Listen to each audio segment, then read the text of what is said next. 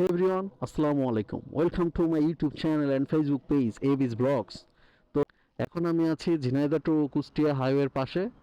আর এমন সময় আমার মনে পড়ে গেল আপনাদের মাঝে আমি একটি টপিক শেয়ার করতে পারি। আর এটা অবশ্য অনেক ইম্পর্টেন্ট, তো সেই জন্যই ভিডিওতে আসা। যে বিষয়টি নিয়ে আপনার সঙ্গে কথা বলবো সেটি হচ্ছে আমার এই বাইকটা, অথবা আপনারা যে বাইকটা রাইড করেন না কেন, any brand, any bike, any CC segment, যে কোনো সিসির যে কোনো বাইক আপনারা রাইড করতে পারেন। কিন্তু আজকে যে বিষয়টা নিয়ে কথা বলবো, টপিকটা সব বাইকের ক্ষেত্রে প্রযোজ্য এবং সব বাইকে এটা হয়ে থাকে। তো চলুন রাইড করতে করতে ভিডিওটি স্টার্ট করা যাক। বিসমিল্লাহির রহমানির রহিম। তো যে বিষয়টা নিয়ে আজকে আপনাদের সঙ্গে কথা বলবো সেটা হচ্ছে, আপনি যে বাইকটা রাইড করেন বা আপনার যে বাইকটা আছে সেই বাইকটির মাইলেজ কেন কমে যেতে পারে। আমি কয়েকটা পয়েন্ট নিয়ে কথা বলবো, নির্দিষ্ট কয়টা পয়েন্ট নিয়ে কথা বলবো সেটা আমি বলতে পারতেছি না, তবে আমার মাথায় যে পয়েন্টগুলো আসছে বা আসতেছে আমি সেগুলো আপনাদের সঙ্গে শেয়ার করব। তো আপনি যে বাইকটি রাইড করেন সেটা যে বাইকই হোক না কেন, এই যে যেমন এই ভাই পালসার চালিয়ে যাচ্ছে, বা এই ভাই হন্ডা সিবি শাইন চালিয়ে যাচ্ছে, বা আমি জিক্সার এসএফ চালাচ্ছি, তো এই বাইকগুলো বা যে কোনো বাইকের মাইলেজ কখন ড্রপ করে? আসলে একটি বাইকের মাইলেজ দুইটি কারণে ড্রপ করে। একটা হচ্ছে সেই বাইকের কোনো কারিগরি ত্রুটি, আর আরেকটা বিষয় যেটা, সেটা হচ্ছে সেই বাইকটা যে রাইড করতেছে তার রাইডিং স্টাইল। তো আমি প্রধানত কারিগরি ত্রুটির থেকে রাইডিং স্টাইলটাকেই একটি বাইকের মাইলেজ কমে যাওয়ার সব থেকে বড় কারণ বলে মনে করি। এটা আমার পার্সোনাল মতামত, যেটা আমার সঙ্গে হয়ে থাকে। কারণ আমি একটু ধীরে সুস্থে কম বাইক চালাতে পারি, আপনারা হয়তো ভিডিওতে সেটা দেখতে পারেন না, কারণ ভিডিওতে হয়তো সব সময় ধীরে সুস্থেই চালানো হয়, তো আমি একটু রাফ অ্যান্ড রাশ চালাই। তো একটি বাইকের মাইলেজ কমে যাওয়ার প্রধান কারণ হচ্ছে আপনার বাইকের রাইডিং স্টাইল, আপনি কিভাবে আপনার বাইকটা রাইড করতেছেন। যেমন ধরেন আমি এখন 5 গিয়ারে আমার বাইকটা রাইড করতেছি 40-তে, ঠিক আছে, আমার আরপিএম আছে 3000। তো আপনি যদি এইভাবে রিসেন্টভাবে একটি বাইক রাইড করেন তাহলে কিন্তু আপনার মাইলেজ কখনোই কমবে না। ঠিক আছে, মাইলেজটা কমবে কখন? ধরুন আপনি 2 গিয়ার লাগায়া ইচ্ছে মতো পিক আপটা মুচড়াইতেছেন, আরপিএম চলে যাচ্ছে 7,000, 8,000, 9,000, একদম লিমিট হিট করতেছেন, তারপরে আবার গিয়ার শিফট করতেছেন, আবার একটু সামনে গিয়ে ঠাস ঠুস ব্রেক প্রেস করতেছেন। এইভাবে বাইক রাইড করলে মূলত বাইকের মাইলেজ কমে যায়।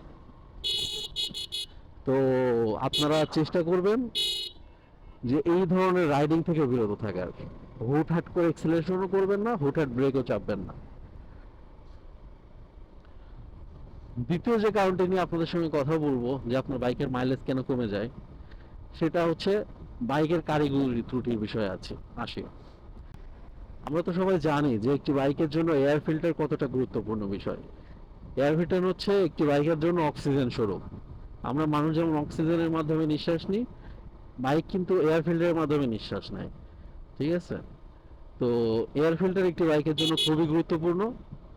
এই এয়ার ফিল্টারটা যদি আপনি অনেক দিন ধরে বাইক চালাচ্ছেন, এয়ার ফিল্টারের কোনো খোঁজ খবর রাখেন না, ক্লিন করেন না ঠিক মতো, এরকম যখন হবে তখন কিন্তু আপনার বাইকের মাইলেজ এয়ার ফিল্টারের কারণে কমবে। এয়ার ফিল্টার যদি নোংরা থাকে বাইকের মাইলেজ কমবেই।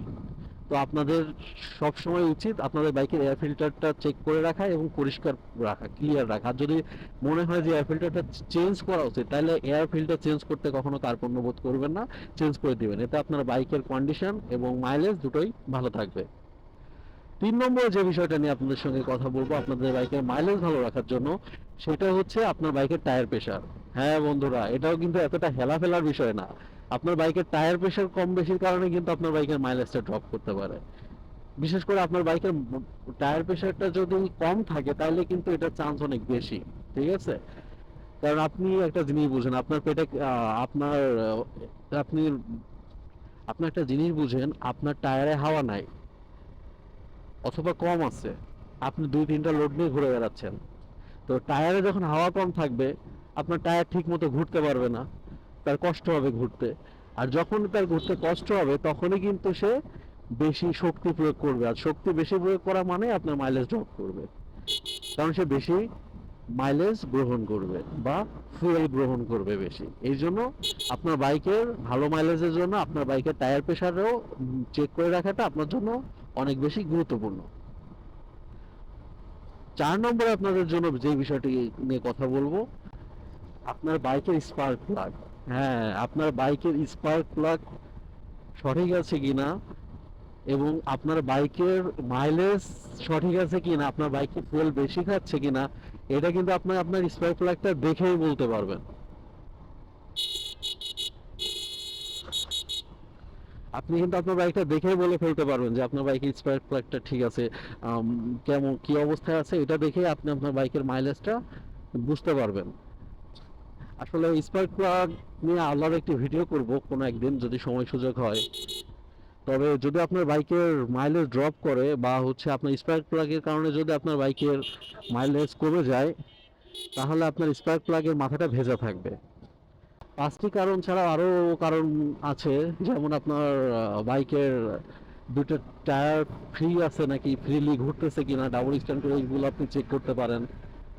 আপনার সামনে পেছনে দুইটা চাকায় চেক করতে পারেন যে ফ্রিলি ঘুরতেছে কিনা। কারণ চাকা যদি ফ্রিলি না ঘোরে বা হচ্ছে ব্রেক প্যাডের সঙ্গে যদি চাকা লেগে থাকে, ব্রেক প্যাডের সঙ্গে যদি আপনার ডিস্ক লেগে থাকে, তাহলেও কিন্তু আপনার চাকাটা স্মুথলি ঘুরতে পারবে না, তখন আপনার বাইকের মাইলেজটা ড্রপ করতে পারে। তো আপনার বাইকের ভালো মাইলেজ পেতে হলে আপনার বাইকের অবশ্যই গুড মেনটেনেন্স লাগবে, আর অবশ্যই আপনার রাইডিং স্টাইল ভালো হতে হবে। হুটহাট টান দেওয়া যাবে না, হুটহাট করে ব্রেক করা যাবে না, ইনশাল্লাহ। তাইলে আপনারা আপনার বাইকের মাইলেজ ভালো পাবেন। তো বন্ধুরা, এই ছিল আমার বাইকের মাইলেজ কমে যাওয়ার কিছু কারণ নিয়ে ছোট্ট একটা ভিডিও।